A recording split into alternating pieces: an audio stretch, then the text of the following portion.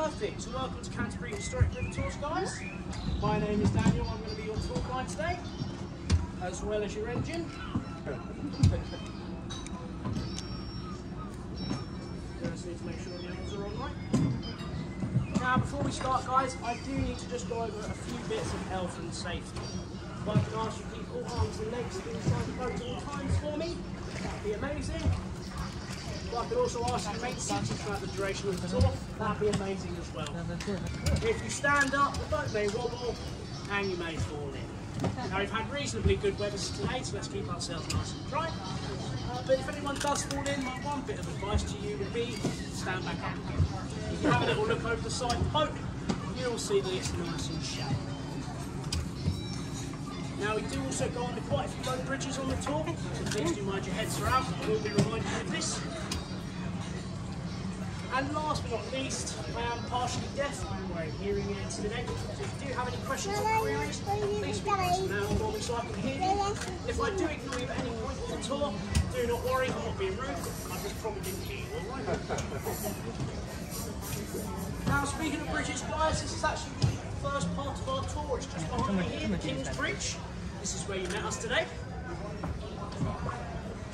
Now, this bridge was originally built in the year 1134. It was originally named after this building here on my right, known as Battalion. It was originally called King's Mill. Again, nothing to do with the brake company either. It was then extended by 10 feet in 1769. Please do mind your heads as we come up this low part of the bridge for me, guys. Yeah, I think I'm on the right side. Well, unfortunately, on the way back, you'll be on the wrong side. Is anyone travelling from London today? Yes. Yeah, by car? No, train. Not a problem. If you were driving from London to Dover or Dover to London today, you would have actually driven along our bridge. It used to be part of our A2 up until the early 1980s. Now, this bit we're coming under now, as you can see, is made out of wood. This wood actually comes from the ships of the Spanish Armada. Now, many buildings in England claim that all of their buildings come from the ships of the Spanish Armada. However, there are more buildings in England that claim this than there were actual ships of the Spanish Armada. But this is authentic Spanish Armada wood. The building above us have a log to prove its authenticity. That was also a really bad wood joke. They have a log. Now, unfortunately, that is the level of the tour, guys, alright? So, if you didn't like that, it's going to be a very long 45 minutes, alright?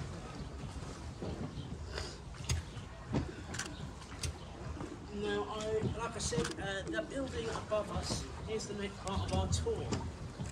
It's the building we came under, sorry. Just directly in front of us there, this is the East Bridge Hospital.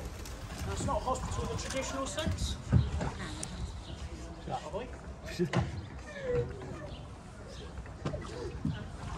No, it's not a hospital in the traditional sense. It comes from the Latin word hospitale, meaning hospitality. People who would pilgrimage to Canterbury, they would stay there for one free night, as well as one free meal in the morning before they left. Now, it wasn't as nice as it sounds. The one free night was spent in a room no bigger than a hallway with about 4 or 5 other families. And the free meal in the morning was a bowl of gruel. So it wasn't very nice at all. Just bear with me one moment, sorry. Ahoy!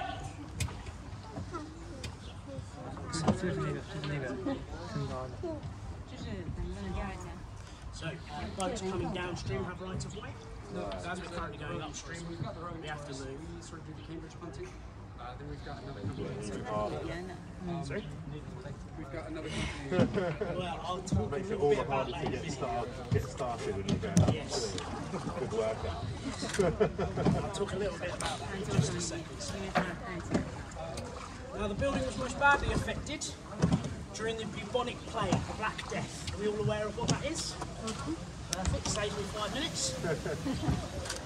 Now, people believe once they've caught the plague, if they pilgrimage to Canterbury, once they caught the plague, if they pilgrimage to Canterbury, then prayed really hard at the cathedral, they could get rid of their plague. Now, that would be like if one of us today caught COVID and thought, you know what, I'm going to walk all the way to Canterbury, pray really hard at the cathedral, and hopefully I'll get rid of my plague. Sounds ridiculous, right? Wow. They genuinely believe this. much better theory, I think, than injecting bleach. They're not allowed to get bleach on the boats.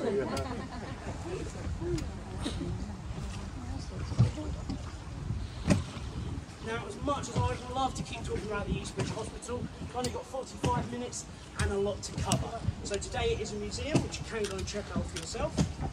I'm not sure whether it's still open now. But if you are still in Canterbury tomorrow and want to check it out, if you told me being on one of our tours, you can actually get a discount on your entry. Alright? Now the river we're on today is the River Stour, otherwise known as the Great Stour or the Kentish Stour. That's because Stour is the second most common name for a river here in England, with the first being Avon. Now Avon is actually a Welsh word which means river. So if you ever see a river called the River Avon, it literally translates to the River. Stour is an Anglo-Saxon word. Would have been pronounced stour back in the day, and it means fast flowing and aggressive. So if at any point I look a little bit red-faced, don't worry. Just because I'm rowing against the fast flowing and aggressive. I think we should take it into it. As much as I would love that, unfortunately I'm not allowed. If you take a little look over the side of the river, you can see that over the river, over the boat. You can see that the river is nice and slow. Please do mind your heads, guys. And the reason why the river is so nice and clear today is because it's protected by the Environmental Agency. Please do mind your heads for me, guys. Now, because it's protected by the Environmental Agency, we're not allowed any motors here on the river, including electric ones. Including electric. That could make my job that a little bit harder. Yeah, very true. But on the plus side, I never have to pay for a gym memberships and swings and roundabouts.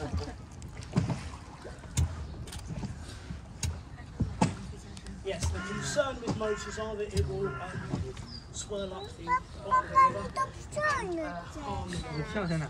We have quite a few fish in the river, trout, pike, and my favourite, freshwater eels. I'll tell you why they're my favourite. Under the bridges you may have seen a lot of pigeons. Now, as you are probably aware, pigeons aren't very smart animals. When they fall in the river, they usually can't get themselves back out. So what that means is a freshwater eel will swim up and pull them under for a tasty snack. Now it sounds very graphic and horrible, but trust me, until you see it, you don't realise how hilarious it is. Right, this is the next part of our tour, guys, and my favourite part, to get a 5-minute break.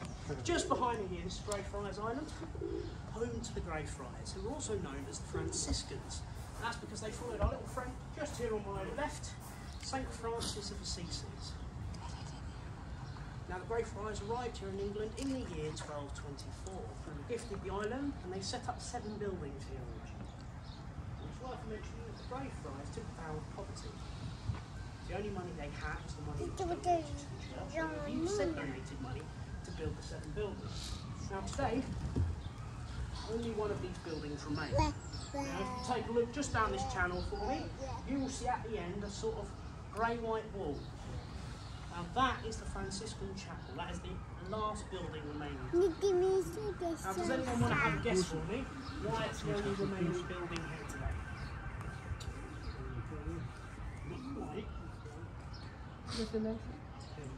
Reformation. So if we fast forward about 300 years, the year's 1530. Now King Henry VIII wants to divorce his first wife, Catherine Dragon. If you didn't know, Yeah.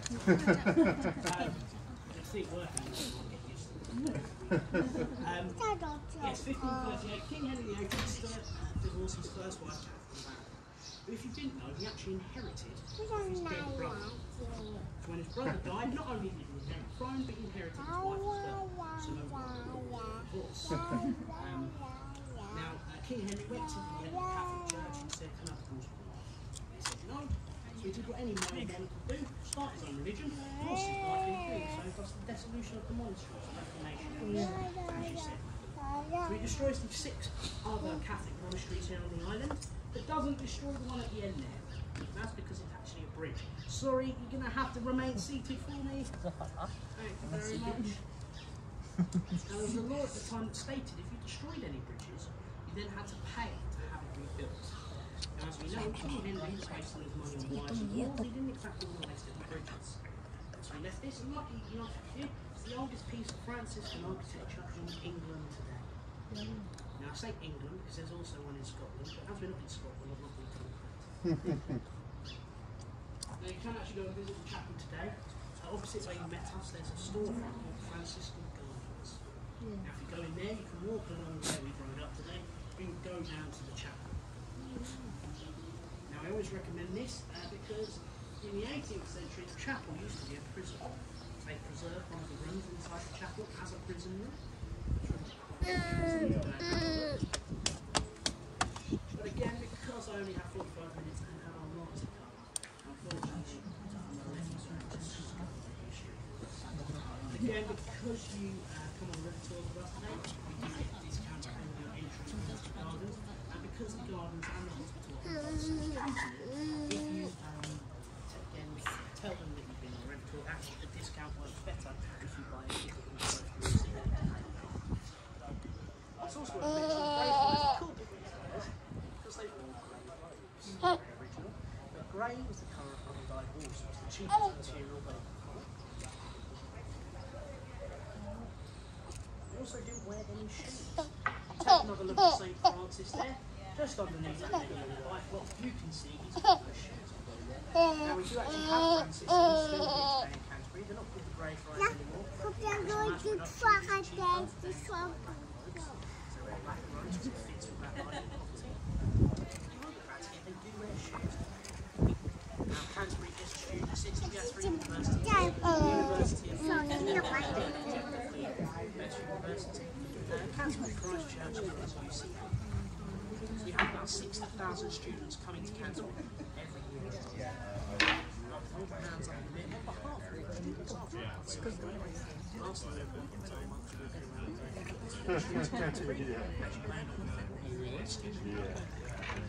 Ahoy!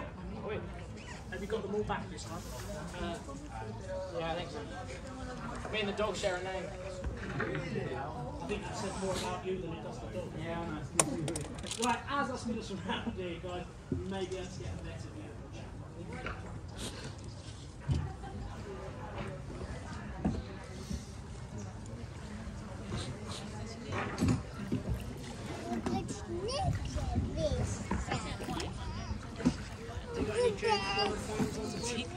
I like to think this was my James Bond moment. I spin the boat. Look really cool. Doing it in a similar style. Yeah, obviously it would look a lot better if we were going 100 miles per hour and I was in a tuxedo. Again, please do mind your heads for me, guys, as we come under the bridge here, alright?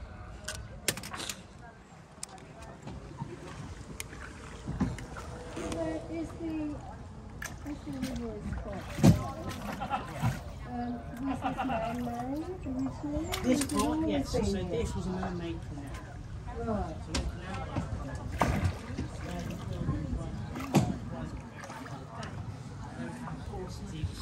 Oh, it's a bringing the yeah. Now, next part of our tour, guys, is this cottage here on my right, Assisi's Cottage, again named after St. Francis. Now, there's something not quite right with the look of this cottage. Any guesses what it may be? The material it's made of? That is a very good guess, very close, but not quite right. It has something to do with that. It's lacking a certain something. Correct. And that is because of something called window tax. Just bear with me, sorry guys. Hi! Now, buildings used to be taxed depending on how many windows they had, because glass was seen as an expensive material to own back in the day. So obviously the more glass you had, the cheaper. Now this wasn't always the case. Poor people finally saved up enough money to buy a house, and then tax extortionate amounts to pay for the glass. So they'll do a thing called pebble bashing, which is what you were talking about in terms of the 2 different materials. There's a little Oh, no, It is, that's where it comes from. So you see that darker with colour material at the top? Yeah. That is something called pebble bashing. And as this gentleman so rightly said, this is where the expression daylight robbery comes from. So people originally robbed off their pavements. Now middle class people would pepper dash as well, however they would take it a step further. They would have windows painted on. That way they could keep up appearances. Now have you noticed how it's really nice and quiet? Yeah. Now that's because most of the buildings here at Canterbury are made of flint. Now flint back in the day was a really accessible resource. A really accessible resource. It's also good at blocking out noises, hence why it's really nice and quiet and long. It's also good at blocking out phones. So if you've noticed while you've been here, not had very good reception. That's why. Because the flint blocks out the mobile phone. This also isn't helped by the fact that there are certain laws about how far into the city telegraph lines can be.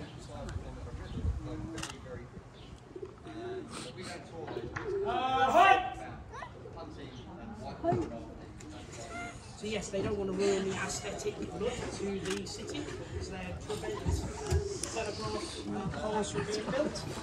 It's also because the cathedral technically owns the airspace above it, so nothing can be higher than the cathedral. Please do mind your heads for me, guys. Yes, the cathedral owns the airspace above it, so nothing can be taller than the cathedral. So it's not great for us students. Not great for us students here who like to be on our phones all the time. Yeah. Ahoy! You thought I was the deaf one.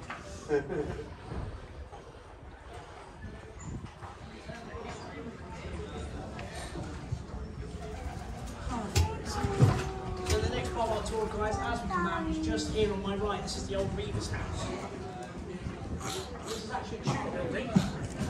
There's something very un-Tudor about it. There's one drawer.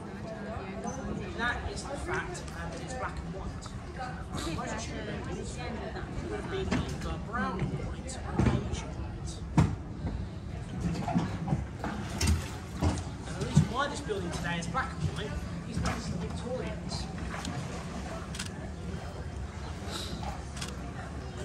Now when they invented the camera, obviously photographs were black and white. Now brown and beige didn't come out very well. So they decided to paint buildings such as this black and white so that they could take photos of them. Now this actually worked out quite well for the Victorians. This is actually the second most photographed building in Canterbury. Second on the cathedral, obviously.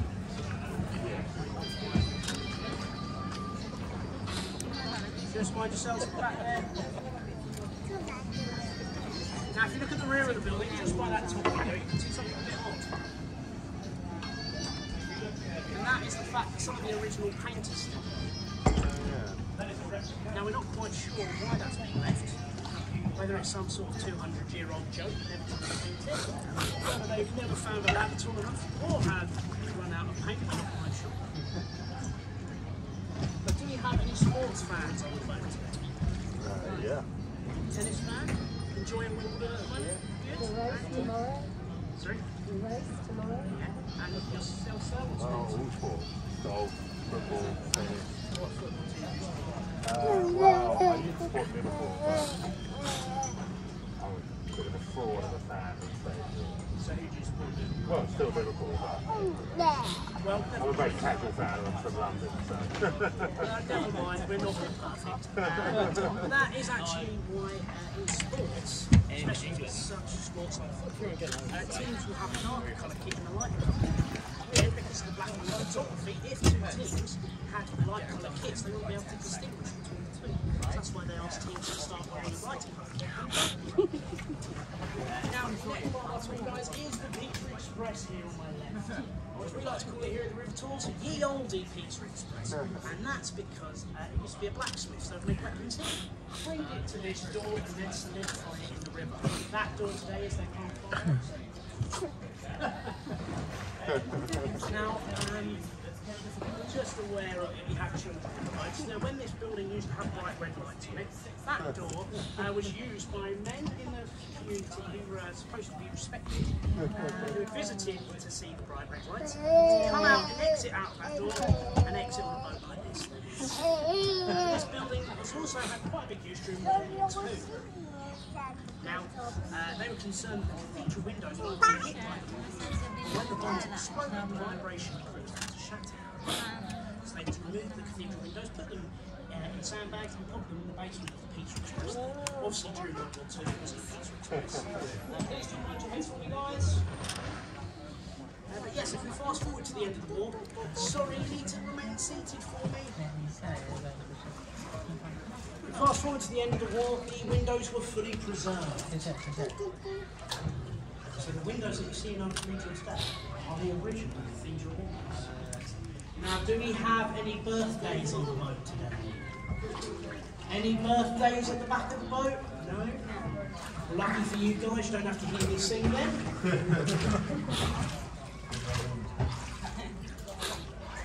As we come out this tunnel, guys, on my right here you see a big face. Any guesses whether this is a man's face or a woman's face? And it's not a trick question, there is a right answer. You think woman? I was going to say man. I'll tell you what, put your hands up if you think it's a woman's face. And put your hands up if you think it's a man's face. Well, unfortunately, gents, you're wrong, it's a woman's face. This is supposed to be the most beautiful woman in the world, actually. Right. Done her a disservice, mistaken her for a man. Troy. It comes from the Christopher Marlowe play, Dr. Faustus. Now in that play there's a line that goes, "This is the face that launched 1,000 ships." Now that sculpture is actually made of 1,000 different pieces of metal from ships. So it's quite a little nice little nod to Christopher Marlowe. I want to talk a bit more about Marlowe and the Marlowe Theatre as we come back up this way. The part of the tour we're entering now is the Dominican Priory. Onto the Dominicans, followers of St. Dominic, also known as the Black Friars. And that's because they wore white robes. You already had white friars here in Canterbury. So the Black Friars wore something called a habit, which was an overcoat. This was black, so that's how they got the name Black Friars. So they arrived in England in the year 1227. Gifted £500 to set up here on the island by the king at the time, King Henry II. Now that £500 today would be worth over millions. They set up 11 buildings here on the island originally. Again, because of our good friend King Henry VIII, only 2 remain today, and that is the building here on my right. Thank you very much, mate. And the building on my left here. Yes, it is. I'll get to that. So the reason why these 2 weren't destroyed during the Reformation is because they had no religious value. The building here on my right was their dormitory, so they would have slept here, and the building on my left would have been their refectory, so they would have slept here. Now today these 2 buildings are owned by the King's School, which is one of the oldest schools in the world, being founded in the year 597, and today it's one of its Canterbury's biggest private schools. Cost about £40,000 a year to send a child there, which is quite a big investment, bearing in mind you don't get to see them for 9 months, it's like going in school. But some parents have told me in the talk, it's a very good investment.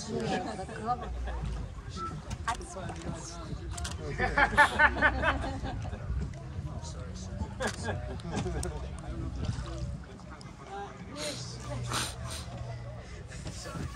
This next part of the tour, guys, is on my right here. This is Solly's Orchard.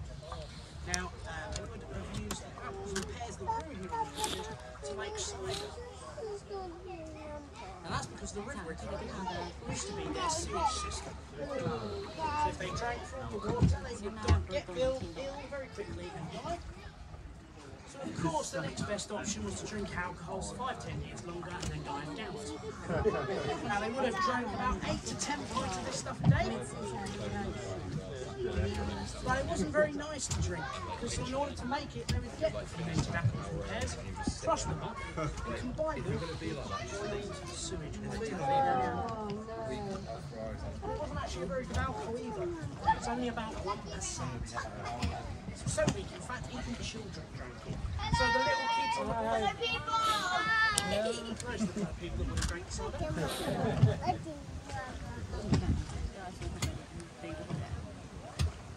Now today you can see students on the drinking 10 pints a year in Solly's Orchard with 8 to 10 cans of cider.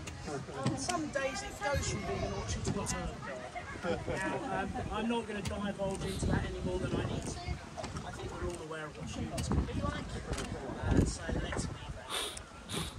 I am going to split the boat around in a second, guys. Now, where I said earlier, my best bit of advice would be stand back up again if you fall in. Unfortunately, it's too deep here to do that. So if you do fall in, well, let's just not do it. Let's just not do it. So I'm going to split the boat around now, guys. Please remain seated. Say that again, sorry.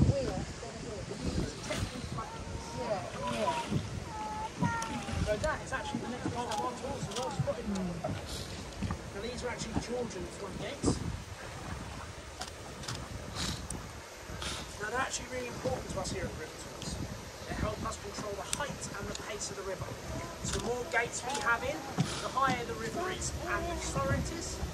The less gates we have in, the lower the river is and the faster it is. Now if we were to remove all 12 floodgates there, as well as all the other floodgates in the Stour, this entire river would empty in half an hour. Now to make that sound even more impressive, this river in total is 22 kilometres. Starts at a place called Lemon, which is just outside of Maidstone. It goes all the way to somewhere called Cadwell Bay, which is just outside Sandwich, which of course is where the sandwich was invented. Now if you look directly in front of us, guys, you'll see two big metal poles sticking out of the island. Now that is all the remains of Abbott's Mill. Abbott's Mill was a 6-storey flour mill, Canterbury's highest employer at the time. But unfortunately on October 17th, 1933, the worker was having a cigarette. He flicked the cigarette out and it landed on a bit of flour. Now if you don't know, flour is very flammable. So obviously we set a light. And this was the help fact the building in those days made out of wood. So the mill was ablaze. Part of it then fell on the mill's end. Now when the firefighters arrived, they only had one to say, the mill or the pub. And as you can see, the pub is still here today. Just mind your heads on the next bridge, guys.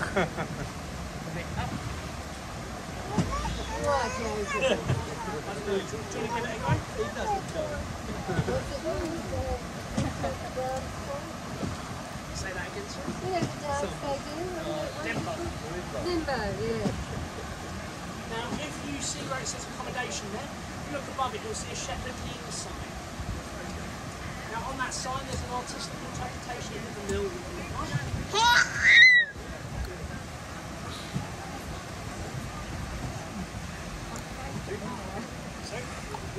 Yes, it would have been about 6 stories. Now, this house, this was actually made in the image of the mill. Now, this house was sold at the market. Any guesses how much for it? Oh, a couple of million? Slightly less than 3 million. 2.5? Correct. £2.5 million that was cost. So nice and cheap for students here in Canterbury. Can't wait to finish my drama degree and move into my £2.5 million house. My favourite story about the mill fire is the fact that at the time there was a newspaper company that decided to spend their entire next year's wage on hiring an aeroplane, as well as a photographer, to fly over the mill and take pictures of it. And they did this so that they could release a story along the lines of the Great Fire of 20. So sort of like the Great Fire of London. Now that is actually why they decided to save the pub in the end. They were concerned with the pubs that are like fire being sprayed in Great Fire. So that's why we learned our lesson from the Great Fire of London. They wasted all their money on a story they couldn't publish. They went complete bust and still not know the name of that newspaper. However, if you type Abbott's Mill fire into Google, you can see images of the mill on fire, as well as a video. Now, do bear in mind, this was the 1930s, so it's not the 4K HD quality we used in today. It's still whereabouts we all come from to visit Canterbury today, you guys? Oh wow, and how long are you here in England? Oh wow. So is Canterbury just one of the stops, or are you here? So where else? how far into the 5 months are you? 1 month. Oh, so this is the start, very early days. Oh, amazing. You brought the weather. Yes, yeah, you have indeed. And how much you can thank you. For yourself, you guys, where have you got to come from? London. I was like counting down the episodes. I was like, oh shit, it's going to go down. And then Oh, nice. Well, yeah, so, you know, you come to England at an interesting time. You find out everything you try to do is tough. No, we've got a car. We don't trust you. No, I don't. And the guys at the back, whereabouts have you come from? Yeah, we're from London, but actually we're very new to London also. Whereabouts in London? We're living in Battersea. Oh, nice. Awesome. And yourself, sir, at the back there. Whereabouts have you come from to visit Canterbury today? Sorry? Sir, with the camera. It's too far. Whereabouts have you come from to visit Canterbury today? Where have you come from to visit Canterbury? London. London? Yes. And whereabouts in London? Sorry, you're going to have to speak up for me with my hearing aids. Japan. Where? Japan. Japan. Japan, yes. And how long are you here in England for? England only 3 days. Oh, Well, I hope you enjoy your time. Thank you. Cameras at the ready, guys, because we've got a really beautiful view of the cathedral just on the right here. Now, the cathedral that you see here today, guys, isn't actually the original cathedral. The original cathedral was built in the year 597 and lasted all the way into the year 1067. Now, if you know your British history, that is a year after the Battle of Hastings that happened in 1066. Now, if you didn't know, the Battle of Hastings didn't actually happen in Hastings. It happened in a place called Battle. They didn't want to call it the Battle of Battle. They decided to call it the Battle of Hastings instead. So yes, King William the Conqueror came to Canterbury in 1067, took one look at our cathedral and went, yeah, I don't like it. So he decided to destroy it, shipped over a load of limestone from Normandy, and had British and Anglo-Saxon slaves build the cathedral that you see here. 1067, and it was completed in 1069. Yep.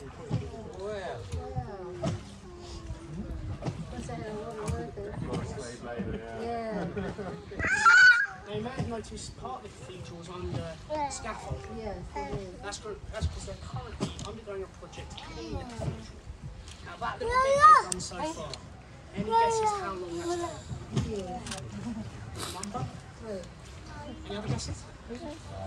15. Oh my god. So essentially someone's being paid to scrape off dirt. They can't use a jet wash yeah. to destroy the cathedral. We can't use any modern chemicals, again, to harm the limestone. Sorry? Something like that, but it would have been medieval tools. So just to fully preserve it and not damage it.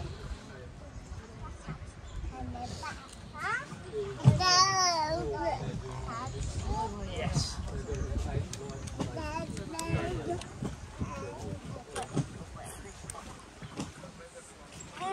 Now the King's School that we just passed, they actually have quite a few famous former students.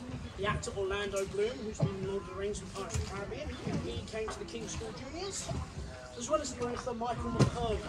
You've heard of the story War Horse, he wrote that. As well as the playwright, don't have to write anything down. While there is where we get the name White Theatre, because we are very creative with our names here in Canterbury. Greyfriars, Blackfriars, Marlow Theatre. Ahoy! Yeah, I don't know. Ben Marlow was born and bred here in Canterbury, son of a shoemaker. Went to the King's School, like I said, went to Cambridge University. He was actually a really famous playwright, more famous than his contemporary, William Shakespeare. We obviously know a lot more about him. Part of this is because he died at the young age of 29. Now, Marlow got into a bar fight in Deptford, London. He was out drinking with a friend. They got to the end of the night and had to pay the bill. So they got into an argument over this. not in the way that we know today, got into an argument because they both wanted to pay the bill. They started arguing, which caused a fight. Marlowe picked up the knife and was drunk and snapped and dropped it. So his friend picked it back up and stabbed him in his arm. That was the end of Christopher Marlowe. Now I'm going to do a demonstration for you now, guys, with something called leather.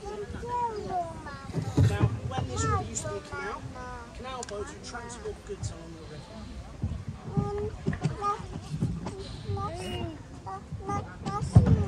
Now, they were transported by horses that would be attached to the boat either side of the river. Now, when it got to a bridge like this, obviously the horses couldn't carry it. So they'd get little children to lie on their backs and use their feet to kick along the top of the bridge. So that's what I'm going to do for you now. So first of all, I do need you all to move up ever so slightly for me, because I don't want to be you. Sorry, sir, I know you're nice and comfy. Second of all, this is my best angle. Okay? And third of all, this is a very sweaty job. And that's all that needs to be said, alright? We'll all look that way. Well, you can, but you may miss the whole point of the exercise. So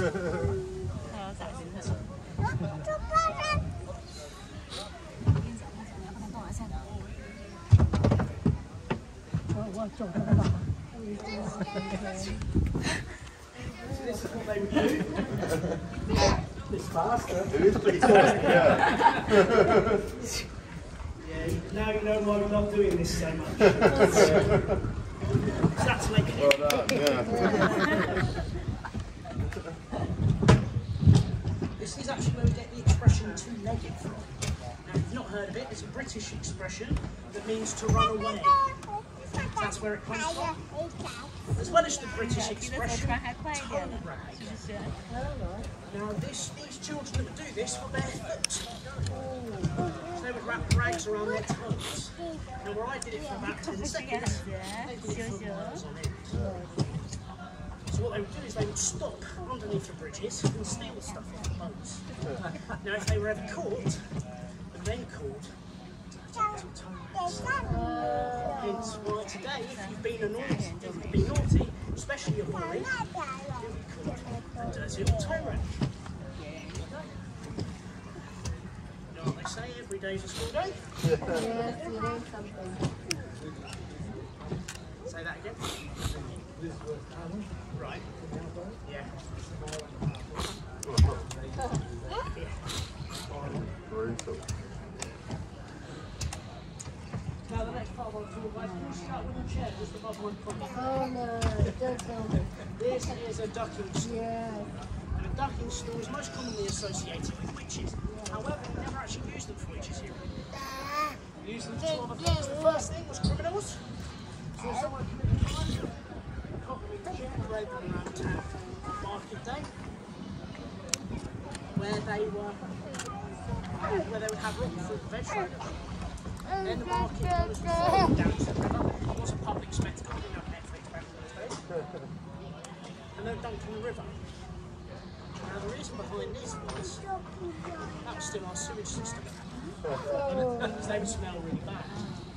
Because people only washed once a year, because of not having running water in their houses, they would smell very bad all the time. So if they went to a shop or a market said, all the shopkeepers would smell them. Sorry.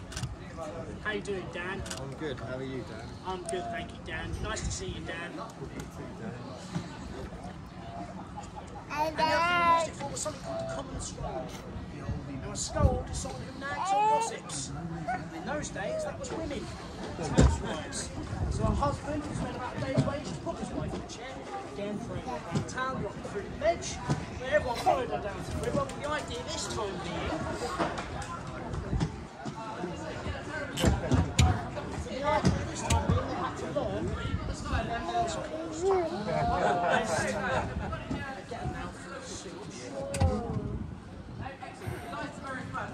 Now, thankfully, this was abolished in the 18th century. It wasn't exactly a nice way of treating women. The crime of being a Scot was still a law. From Mexico, hola! And we've reached the limit of my Spanish, apart from Sergio Perez, and that's about it, really. Guys in the middle, where are you guys from? Yes, primary legal school still on until the 1960s here in England. At that point, it was a dead law. We know how we have many dead laws here today. Exactly like that, so no one would get arrested for it. It's still ridiculous to think that there was a possibility. Now I'm going to end my tour talking about this big tower just behind me here. Now this is the Alchemist's Tower. I like to call a Victorian font. Now this is a way Victorian man was able to express his wealth. We have a theory here because, just like today, a man might buy a big car such as a Land Rover or Jeep to overcompensate for something he may be a little bit insecure about, emphasis on little. We Victorian men had these towers erected to overcompensate for a little village. That's just a theory. We're going to leave that to